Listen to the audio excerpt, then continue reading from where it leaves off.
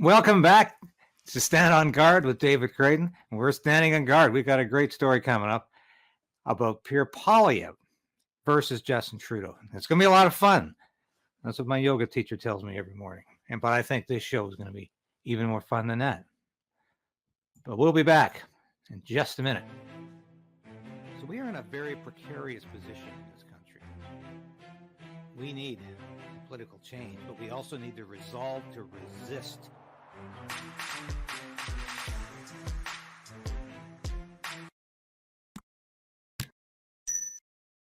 Yeah, don't forget to hit that subscribe button, please.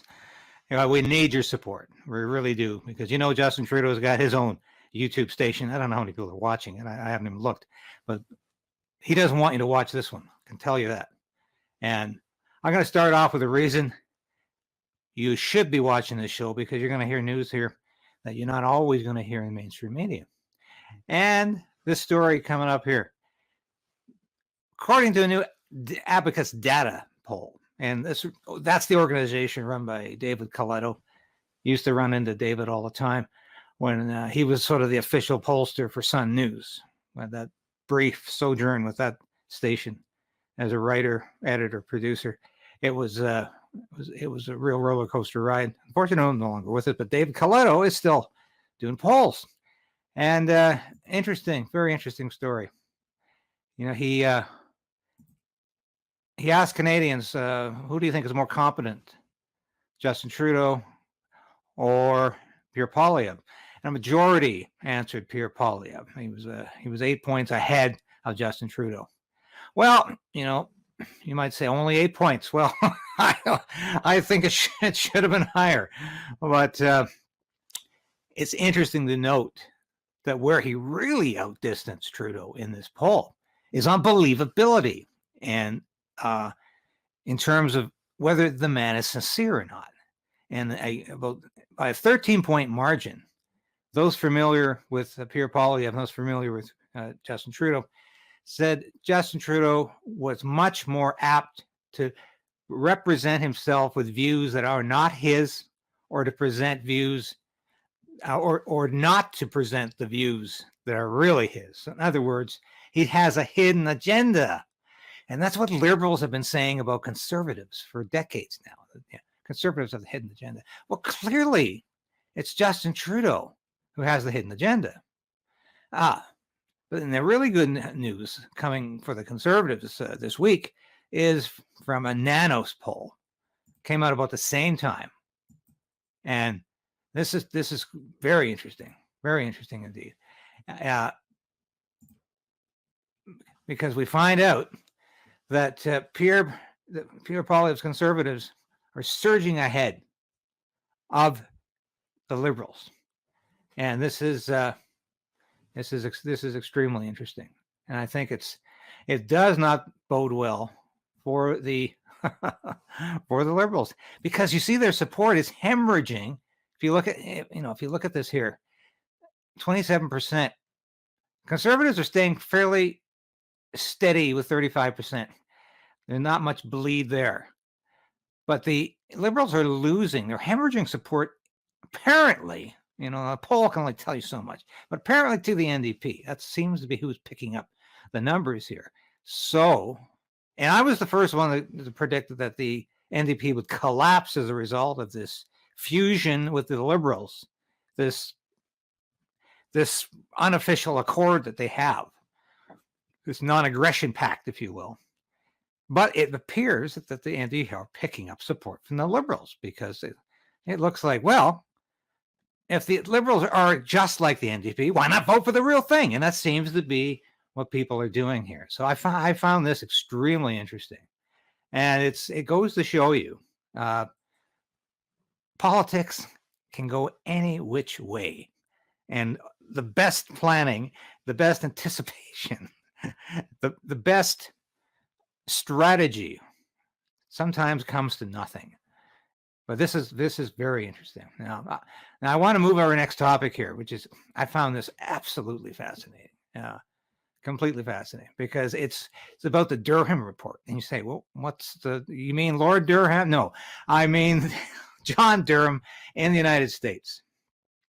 He was a special counsel appointed to look into the Department of Justice and the FBI.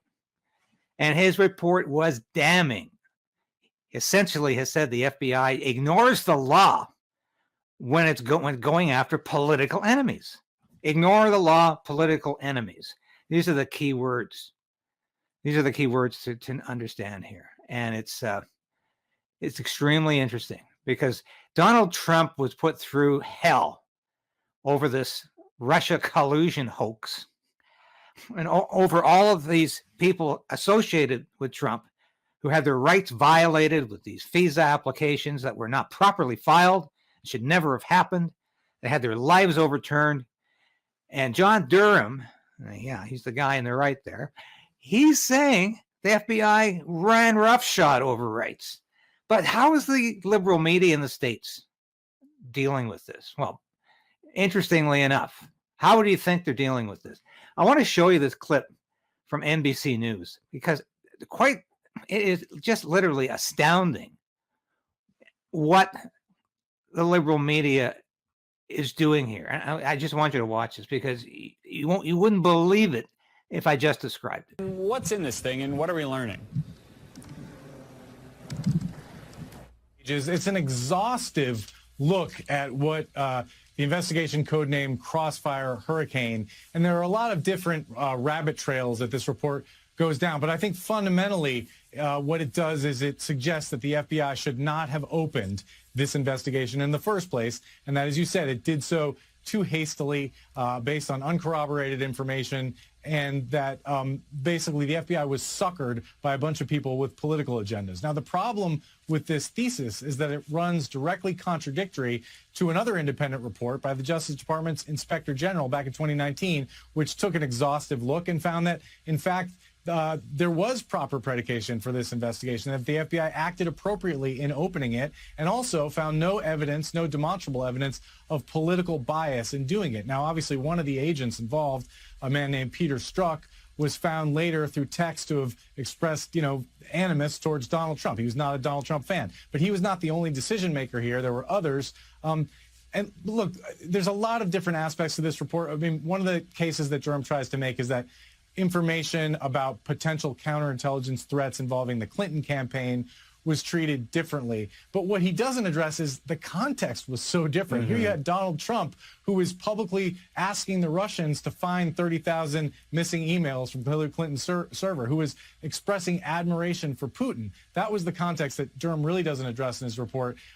Look, the other thing is there have been a lot of policy changes because there were some serious flaws in how the FBI approached, particularly its applications for foreign surveillance warrants, and the rules have been entirely overhauled in that respect. There's also a new rule that says the Attorney General has to approve any investigation into a political candidate or political campaign, and a lot of people would say that makes perfect sense given the stakes here. Ultimately, this investigation, as everyone knows, did not find formal coordination between the Trump campaign and Russia, but it found a series of troubling contacts, and a Senate Intelligence Committee report, bipartisan, went even further and said that those contacts posed a counterintelligence threat to the United States because the Trump campaign essentially opened their arms to help from the Russians. Ken, I mean, obviously this is going to get a ton of attention, especially on the right. I'm looking at my Truth Social app now. Donald Trump has just posted, he says the American public was scammed.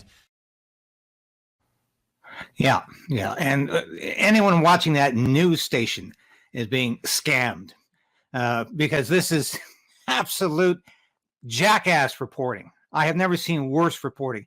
This clown of a reporter is struggling to find something good to say about the FBI and to assuage the damage that this special counsel, independent of the government, and certainly independent of any forces from Donald Trump, said about the FBI. He wants to limit the damage. He's in damage control. Is he working for the FBI or NBC News? Or is there any difference? We know that the Department of Justice in the United States was actively working with social media to silence conservative media, to silence Republicans, and to promote the Democratic Party and Joe Biden. NBC News is apparently in on this too. This is a travesty of reporting. And I show you that to illustrate just how bad bad reporting can be. And that not only threatened to go the limit, it did go the limit. So all I can say is read credible sources about the Durham Report if this interests you, and it should, because believe me, if this kind of nonsense can happen with the FBI, it can happen with the RCMP in Canada. And we've already seen how the RCMP has become politicized, how they have politicized investigations and prosecutions. And this is an example in the United States of where this can go. So I want you to have a look at that. We're coming to another story. It's an absolute outrage. But after 3 years of a Chinese consulate official running roughshod over the rights of Canadians, Justin Trudeau finally decided to ask him to leave the country. We're talking, of course, about Zhao Wei. He was the individual in the consulate in Toronto who was actively spying on Canadian citizens, Chinese Canadians living in this country who happened to oppose China on their policy towards the Uyghurs, towards Falun Gong, towards other religious minorities. And he was telling the staffers of Liberal MPs to keep your bosses away from those pro-Tibet or pro-Taiwan people. And this is, it just makes you absolutely livid. So I actually put together a nice piece for the Epic Times, which I'm writing for right now, about this incident and saying, why did it take 3 years? Trudeau would never have acted unless the issue of Michael Chong's family being spied upon, being surveyed in Taiwan had not reached his desk in the form of press clippings. Clearly, somebody in that office knew about Michael Chong's family being targeted by the Chinese secret police. But Trudeau did nothing. They also reported on Zhao's misdeeds while he was serving in Canada, what he was up to. 3 years he's been up to this. Trudeau did nothing, absolutely nothing. And that is completely unacceptable. But that's what we've come to expect from this government. They only act when they have no other possible solution.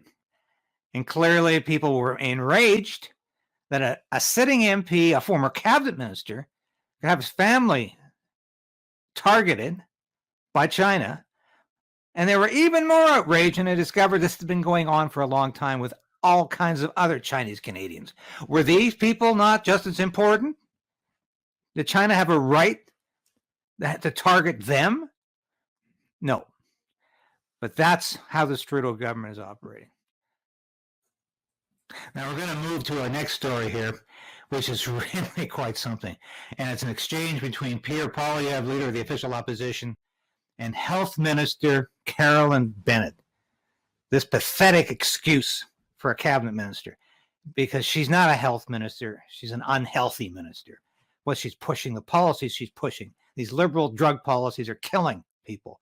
But you really have to see this to believe it, because it's just incredible.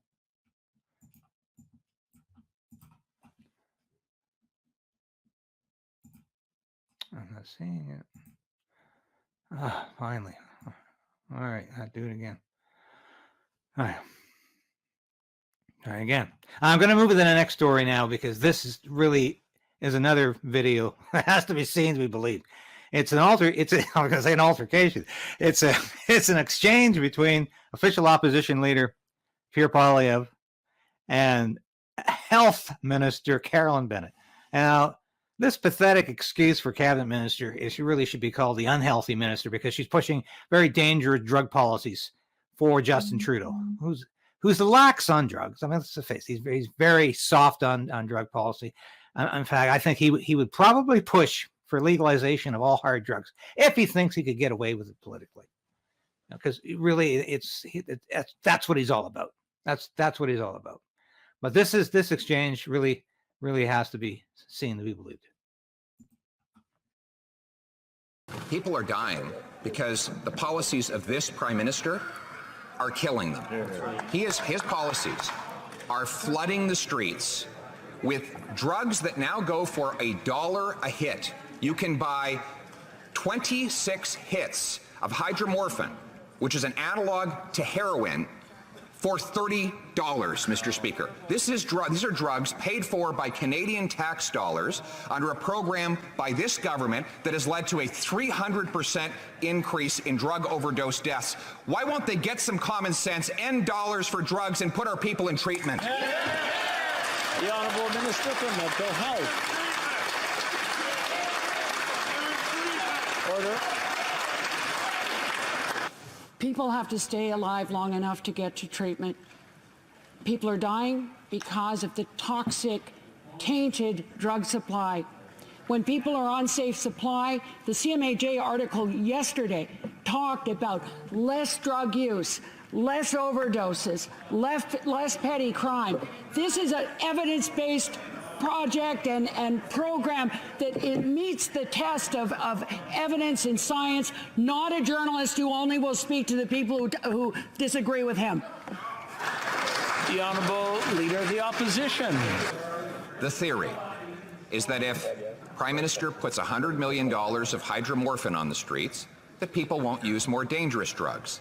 The reality, in both reports from the National Post, the Globe and Mail, and the data from the ground, is that the addicts are taking the hydromorphine, selling it to kids, taking the profits to buy fentanyl, dying of overdoses. The kids then get bored of the hydromorphine, and they take deadly fentanyl. That's why people are dying. Will the government stop the policies that are killing people and put our people in treatment instead?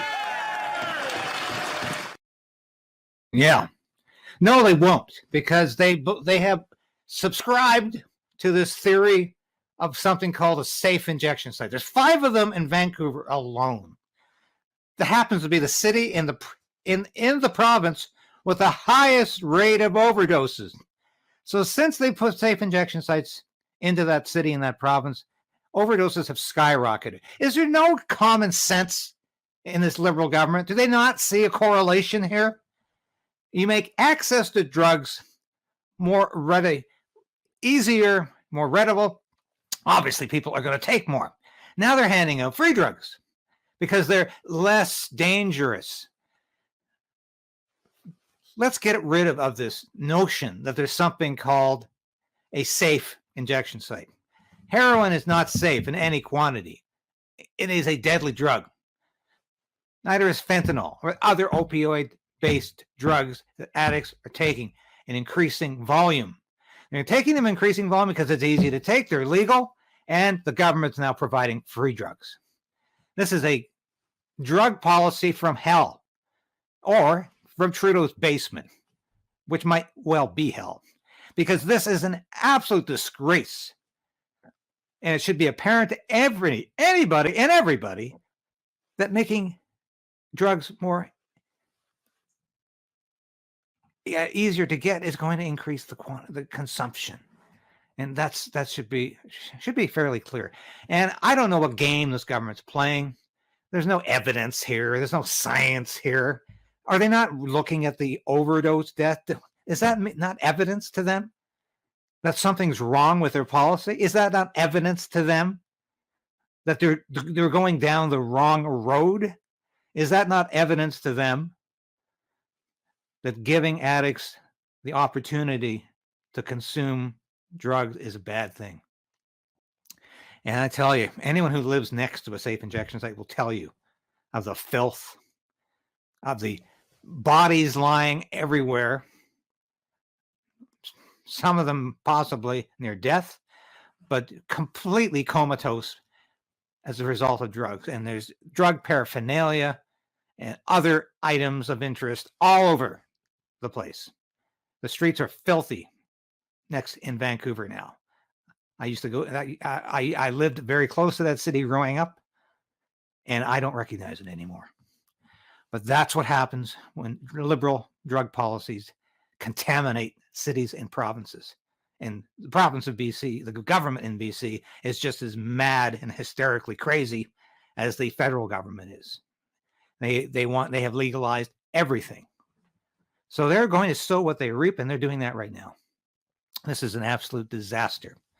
And I want to go on the record as saying there is no such thing as a safe injection site. It's an addiction perpetuation site. That's what they're doing there. So we're going to move to our last story today. And this is near to my heart because I love veterans. I grew up with veterans in Comox. I was surrounded by veterans. There was a former major general living next door to me, across the street, one of the pioneers in the Royal Canadian Air Force, Harry Bryant. Used to talk to Harry all the time. Remembrance Day, I sat with the veterans and I listened to their stories because these are the people that are important. And you know, veterans are always with us. I'm a veteran myself. But as far as the Trudeau government is concerned, veterans really don't matter because they've already squeezed them, and their worth is over. Their shelf life is over, as far as this liberal government is concerned, and it's an atrocity. And I want to show you this, how Trudeau really likes to avoid talking about the real issue here. Right now, Mr. Speaker, veterans across the country are being reminded of what the Conservatives did around veterans. They wrap themselves in the flags and the symbols anytime they can, but in fact, they nickeled and dimed our veterans. They used them for photo ops. They shut down 9 veteran service offices across the country so they could try and save a little money through cuts. The fact is, Mr. Speaker, the Conservatives have always disrespected veterans while they wrap themselves in the imagery. We're going to continue to deliver for the veterans every single day. What a crock. There he is. This is the guy who said veterans expect too much, ask for too much. It's reading off absolute balderdash. And that wasn't even the question he was asked. He was asked, why is he disrespecting veterans with the new passport by eliminating the depiction of Vimy Ridge, one of Canada's proudest moments. That's what veterans are all about. Trudeau erased it in a Stalinist way from the passport. Just as Joseph Stalin used to erase members of the Communist Party, the Politburo, who were no longer in favor with the government. Well, veterans are never in favor with this government. I've been getting so many responses from veterans ever since I first aired that video. And Trudeau's lack of response, blaming everything on the former government, when he himself has been the worst enemy of veterans that they have ever experienced. And looks like he's really ready to explode, hyperventilating in his response. Some dangerous twit that calmly and publicly told a veteran he's asking for more than we can give. And Trudeau is a turd. And I'm just reading these as I'm not going to censor these words. He wears a Canadian military uniform for a photo op. Trudeau's talking about the Conservatives using veterans for a photo op. What a hypocrite. And he never served. He wouldn't know what vets stood for or how they paid so all Canadians can live inside of the protection of these Canadian borders. It's a small wonder he needs to be encouraged protection when he's inside of Canada now after making the CCP payoffs. Sic semper tyrannis. Anyway, there's a lot of anger out there from veterans. A lot of anger, and I could read dozens more of these responses. People are upset because you want to see how this government treats vets? I recently did an interview with the Kooman Brothers, who have produced a brilliant documentary on the Medical Assistance in Dying program, aka euthanasia. Yes, Canada has a euthanasia program, and it's called, isn't that convenient? It's called MAiD, A-M-A, small I-D, MAiD. So the Kooman Brothers produced a documentary, MAiD in Canada. And this is a travesty. This is a euthanasia program masquerading as a government regime that is good for you. And it's astounding. But I want you to watch this. This is how our government treats veterans. About that issue, and specifically Canada's Heroes, we call it. And it's featuring Christine Gauthier, who was the veteran that was injured during training in a military exercise. And she was one of the first 7 women in the combat arms artillery in the Canadian military. And basically, instead of giving her a wheelchair ramp, which she'd been fighting for 5 to 6 years, they had an outgoing call called and said, we can offer you MAiD. So instead of an essential service for her to be getting in and out of her house, they said, we can kill you. And so that was a shocking moment, because she was literally in one of the gentlemen who's a veteran, Mark Meinke, has a trauma recovery podcast. He mentions in that episode, like, she was the literal poster girl for both the Canadian military in that unit, but also as a Paralympic world champion. She was a 5-time canoe world champion, paddle champion, and they offered to kill her. To be suicidal and depressed, and having to fight that on top of everything else. To have someone, as you're battling this, trying to fight this off every day, and you have somebody just cannonly coming to tell you, you know, if you're really that fed up, and you really feel you can't go on anymore, you know you have the right to die. Made it sound so easy, so candid, so just like that, it's done. It was incomprehensible for me. If the heroes in our country are being offered MAiD, there's something seriously wrong with Canada. And I think that is ultimately why, for myself, I really want this story to get out, and for Canadians to not just listen to this, but to actually watch it and actually follow it and actually talk about it, because we're talking about the soul of Canada. Like, do we want a country where, and it's a bit of Murphy's Law, right? If other countries are going to fight to prohibit death, but Canada is going to allow for it and broaden it, we're going to be a tourist destination for death. I mean, we're already announcing that at a Liberal government level, that this could be a tourist destination for death. Yeah, tourist destination for death. We've got an upcoming article in Post Millennial that explains how we're actually considering expanding this MAiD program to include the poor and the homeless. There was a paper produced from the University of Toronto arguing that this program shouldn't be out of reach for poor people, because, my goodness, if they have no other option, why not commit suicide? And 27% of Canadians, almost 30% of Canadians, agree with that. What is this nation coming to? I mean, I'm pleading right now. I'm saying, what is this nation coming to? Why are we doing this? You know, I don't understand. I don't understand why there's not more outrage over this. And so what's happened? This woman, this veteran, this poor woman is asking for a wheelchair ramp. You know, and I could show you footage of how how the wheelchair has to be carted over the stairs to get into the house. And it is sad. That's all I can say.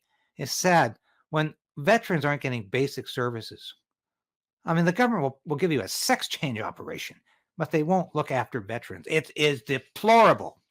And I got a note yesterday from Daniel Kooman, one of the producers. You saw him briefly in the interview I did with him for the Post Millennial.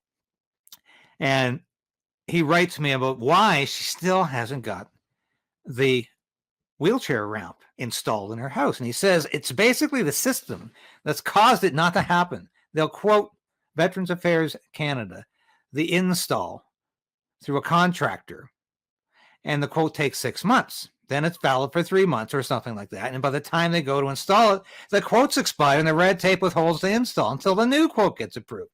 Couple that with them not really wanting to install it in the way that will actually work for her. And they won't listen to her actual needs. They just want to do it their way. So it's like catch-22 over and over. Plus, COVID screwed it all up, and I'm sure, too, they still cling to COVID as an excuse. Now 5 years plus have passed. I don't know that if she pays, she will get reimbursed, but I will ask her tomorrow to clarify that point. So I'm waiting for a response back on that. But do you trust Veterans Affairs to reimburse you? I probably think it's a donation, because this is an organization that's clearly devoid of any conscience, any collective conscience. They don't care for the people they were created to look after.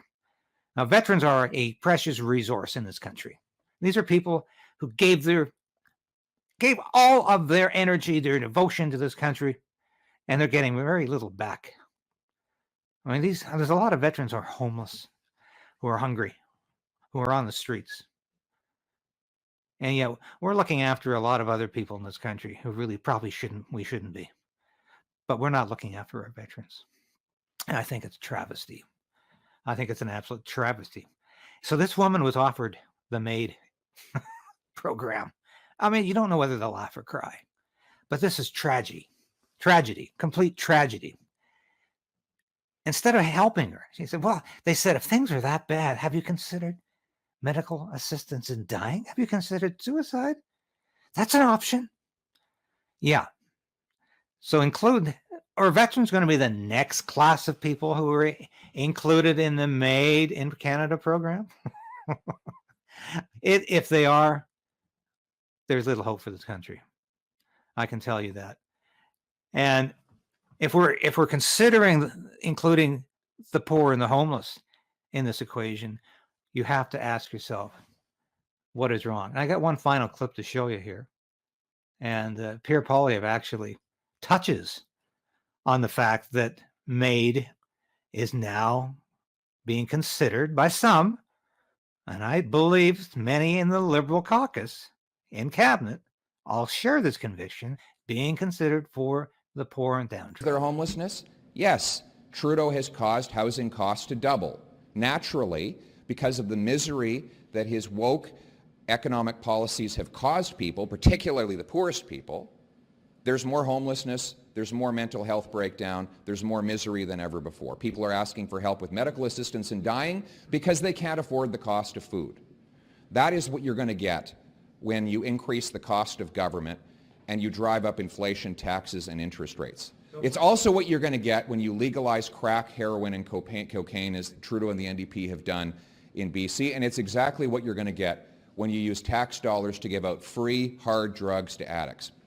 All of this has caused the phenomenon of everything being broken after 8 years of Justin Trudeau. Yeah.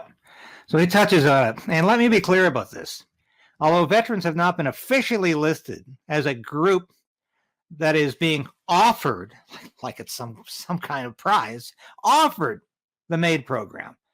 But the government has essentially done that anyway by clandestinely including them in the list. She's not the only veteran who's been offered MAiD as a solution to her problems.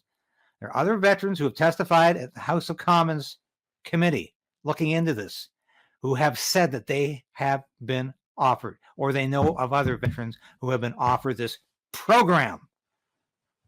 This is nothing short of euthanasia. You know, and it is sad that the Nazi German government offered a euthanasia program for people who were congenitally ill, sick, had mental health problems, had genetic, physical problems, and they killed these people. They came to their houses, told them they were going to be taken away for treatment, and they killed them. Doctors killed them. And that was the only time the churches and people rose up in Germany and said, we can't do this because Hitler was killing their kith and kin. Now, why they couldn't have done that to help save the Jewish population will be a question that will linger for centuries. But they stood up to euthanasia. But the latest poll that I've seen on the MAiD program in Canada, it is enjoying remarkable support. Over 75% of Canadians think it's a good idea for people to have suicide as an option. and for doctors to help them kill themselves. And then, like I said, almost 30% think the homeless and the poor should be included in this equation. That is something that I thank the Kooman brothers for exposing in their film. And we need to wake up to this issue. I'm glad Mr. Poilievre addressed it, and I hope he continues to. But we cannot justify this program any longer in this country. And it really is time to say enough is enough. So that's all today for Stand on Guard with David Krayden. This has been an episode I hope you've enjoyed, and I want to encourage you to click on the bell, subscribe to this channel today, because we need to be monetized. This is an independent broadcast. I am affiliated with other media outlets, but this broadcast is independent. And I'm doing this because I need to get this information out, and you need to hear it. And we need to resolve to resist. This Trudeau government is taking our freedom away. This Trudeau government is euthanizing the population. This Trudeau government is censoring the media. We've talked about that in the past. There's worse to come. They're going to start eliminating something called disinformation, which they refuse to define, and something called hate speech, which can mean anything they want it to mean, from the internet. So if I'm attacking Justin Trudeau, the Liberal government can classify that as hate speech, can't they? Because this is a government that does not like criticism, does not like being attacked. You saw Carolyn Bennett, that horrible excuse for a cabinet minister, go berserk. And what could have shown you more clips where she is just outraged and anybody would question her judgment, her decisions. So I want you to subscribe today. Please support this station. And we'll be back again next week with more of the news you want to hear and more of the information you need to know. So for Stand on Guard with David Krayden, I'm David Krayden.